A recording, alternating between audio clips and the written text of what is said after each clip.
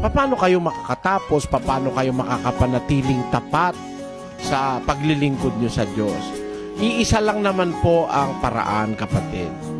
Para tayo makatapos, makapanatiling tapat, may hinihingi po ang kasulatan. Babasahin natin sa ikalawang Timoteo 4:6 hanggang 8. Ganito po ang sinasabi ng kasulatan. Pakinggan nyo. Sapagkat ako'y iniaalay na, at ang panahon ng aking pagpanaw ay dumating na. Ito po'y sinabi ni Pablo nung mamamatay na siya. Apostol po siya ni Kristo.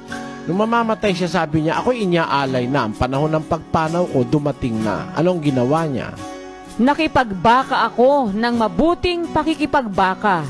Natapos ko na ang aking takbo. Iningatan ko ang pananampalataya. Nakita nyo ang sinabi ni Pablo? Nakipagbaka ako ng mabuting pakikipagbaka. Natapos ko na ang aking takbo. Iningatan ko ang pananampalataya. Yun po ang mahalaga, kapatid.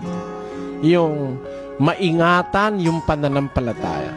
Sabi nga sa English, kung babasahin po natin yan, I have fought a good fight. I have finished my course. I have kept the faith. I have fought a good fight. I have finished my course. I have kept the faith.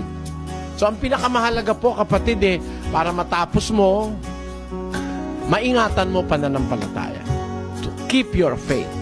Paano po ba ang pag-iingat ng pananampalataya, kapatid? Sa Gis 38 po ng Ebreo, ganito naman ang sinasabi.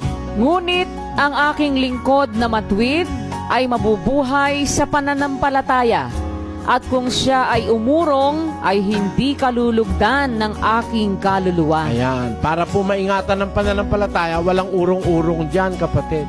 Pag inumpisahan mo, dire-diretso yan. Iingatan mo yung pananampalataya mo, at para maingatan yung pananampalataya, ito naman po ang kailangan para makadire-diretso ka. Nasa Kolosas po yan, 1:23.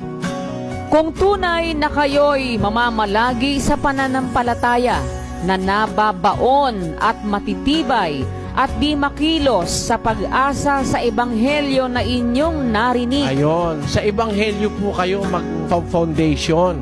Kung tunay na kayo ang wikay mamamalagi sa pananampalataya, if you are really going to continue in faith, nababaon, matitibay, di makilo sa pag-asa sa kay Brother Eli. Hindi po. Ang tao namamatay, nawawala. Maaari pong bukas makalawa, sa ilang panahon, mawala ako. Baka mamaya pag nawala ako, titigil na kayo. Hindi po ganon. Ang kailangan, mamamalagi sa pananampalataya, nababaon, matibay, di makilos sa pag-asa sa ebanghelyo na inyong narinig. Kaya yung po ebanghelyo na inyong napakinggan, tandaan nyo po yun. Mawawala po kami, pero yun mananatili. Ang salita ng Diyos, mananatili hanggang sa mawala ang langit at ang lupa. Ang sabi ni Kristo, ang langit at ang lupa'y lilipas, ang salita ko ay hindi lilipas. Yun po ang panghawakan nyo. Yun ang pinakamagandang paraan ng pagtatapat. Manghawak po kayo sa ebanghelyo, sa salita ng Diyos. Yun ang lagi nyong titignan. Halimbawa, may nagkamali sa inyo, may nagkasala sa inyo, hindi naman po yun ang pinasukan nyo Ang pinasukan nyo yung aral. Bayaan mong magkamali sila, di tuloy kayo sa aral at kayo magiging dapat sa Diyos.